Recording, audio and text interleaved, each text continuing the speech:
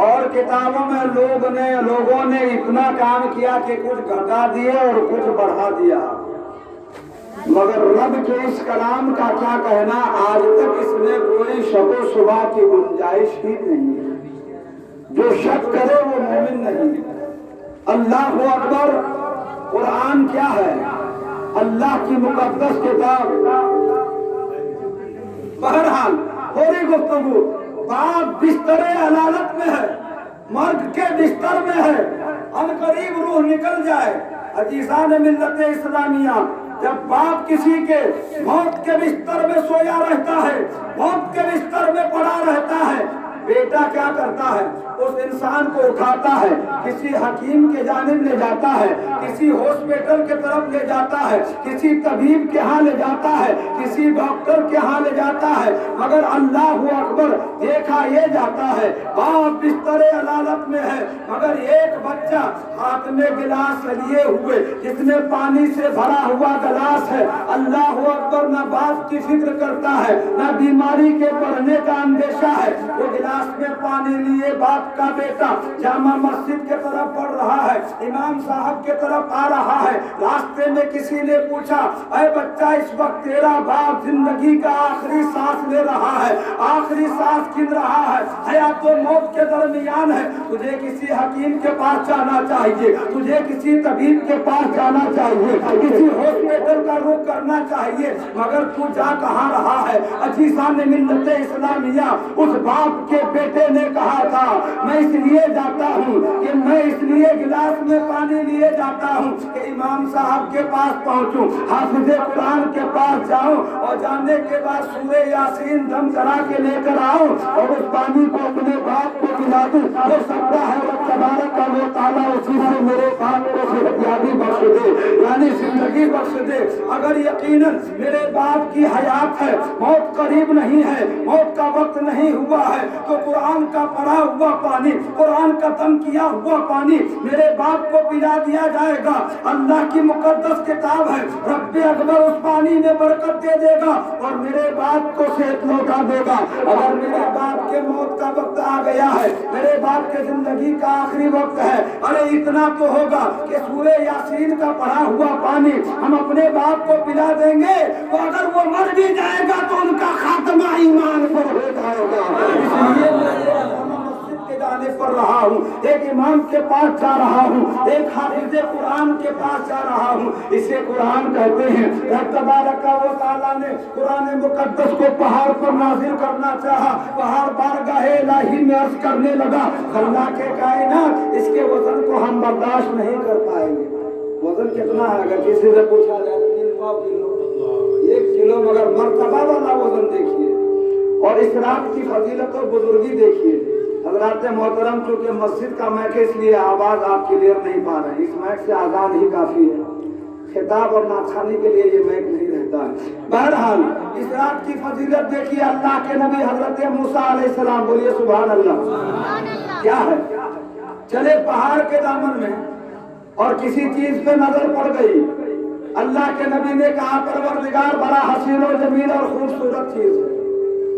رب کی بارگاہ سے آواز آئی، موسیٰ تیرے ہاتھ میں کیا ہے؟ اس وقت اللہ کے اس نبی کے دست مبارک پر ایک عصا ہے، ایک لاٹھی ہے، ایک ڈنڈا ہے، جس کو لیے آپ چل رہے تھے۔ اللہ کے نبی نے کہا، پروردگار میرے ہاتھ میں عصا ہے، لاٹھی ہے، ڈنڈا ہے۔ کہا سامنے تیرا کیا ہے؟ کہا ایک تالاب ہے، ایک پوکھر ہے۔ کہا تالاب میں کیا ہے؟ کہا پانی سے بھرا ہوا ہے، لبالب تالاب بھر رہا ہے۔ کہا اپنے اس عصا سے، اپنے اس ڈنڈے سے، اپنے اس لاٹھی سے ذرا تالاب کے پانی کو ٹھوکر مار دے۔ حکم خدا ہوتا ہے، حکم ربی کو سنتے ہی اللہ کے نبی اپنے اس عصا سے پانی میں ٹھوکر لگا دیتے ہیں۔ پانی میں ٹھوکر لگانے کے بعد پانی غائب ہو جاتا ہے، پانی سوکھ جاتا ہے۔ بتانا مقصد یہ ہے، آج کی رات ہم عبادت کرتے ہیں، بندگی کرتے ہیں، اللہ اکبر، اس رات میں کتنی برکتیں رب اکبر نے رکھ دیا ہے۔ نماز تراویح میں بہت سارے لوگ آئے، لوگوں نے کہا کہ بہتر ہوگا کہ بھات کھا کے واپس آتے ہیں، مگر گئے تو اب تک واپس نہیں آئے۔ اللہ اکبر، مسجد کے صحن میں لوگ وعدہ کر کے، عالموں سے وعدہ کر کے بھول جاتے ہیں۔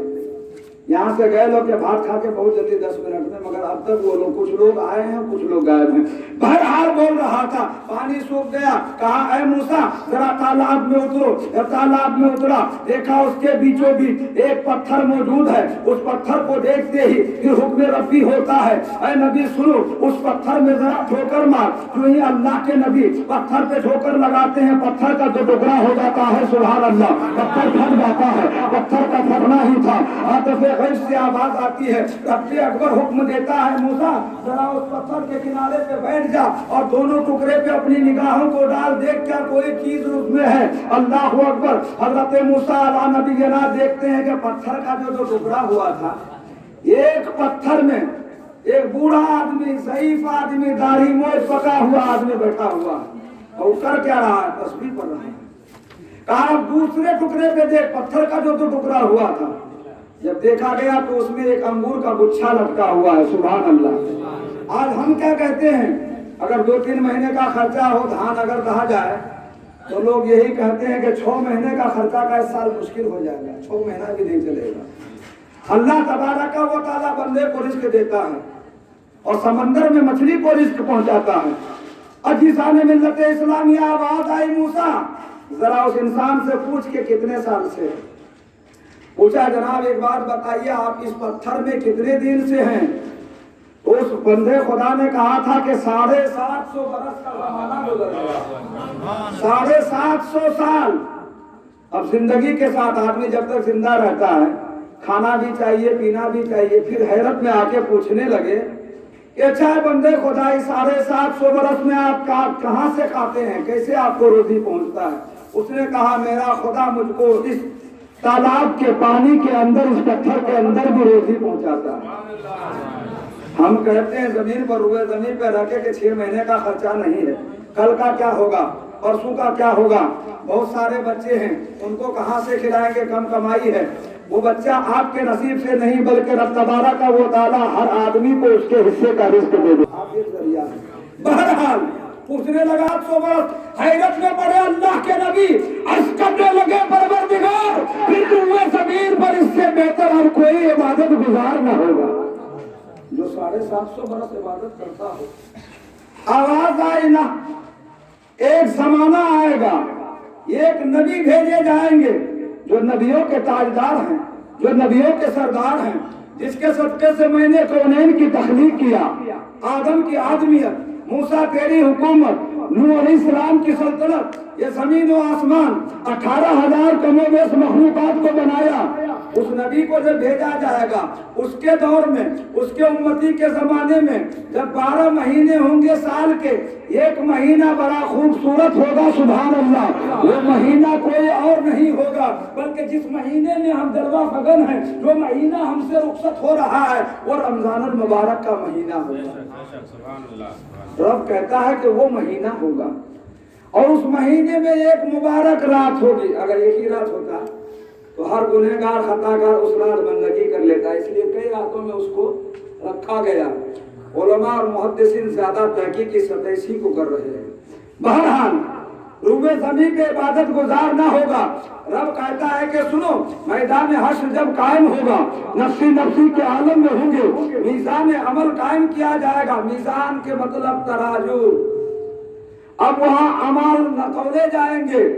अब वो 750 बरस का जमाना जो पत्थर में इबादतों बंदगी करे, कितनी बड़ी इबादत है, फिर भी हुक्म होता है कि मैदान हश्र में उस इबादत करने वाले के अमल को 750 साल के जिंदगी को तराजू के एक पल्ले में रखा जाएगा। और रमजानुल मुबारक के महीने में इस रात के इबादत करने वाले के अमलो अमाल को तराजू के दूसरे पल्ले में रखा जाएगा, फिर तौला जाएगा। अक्ल महवे हैरान है, कहाँ 750 बरस का जमाना पत्थर के अंदर हो और कहाँ एक रात की बंदगी और इबादत हो। फिर भी मुहद्दिसीन कहते हैं कि 750 बरस के इबादत के बराबर جب اس ایک رات کی عبادت کو رکھا جائے گا تو یہ ایک رات کی عبادت 750 سال کی عبادت پر بھاری پڑ جائے گا، ان کی فضیلت و بزرگی بڑھ جائے گی۔ عزیزان ملت اسلامیہ، یہی وہ رات ہے۔ درود شریف پڑھیے، اللہم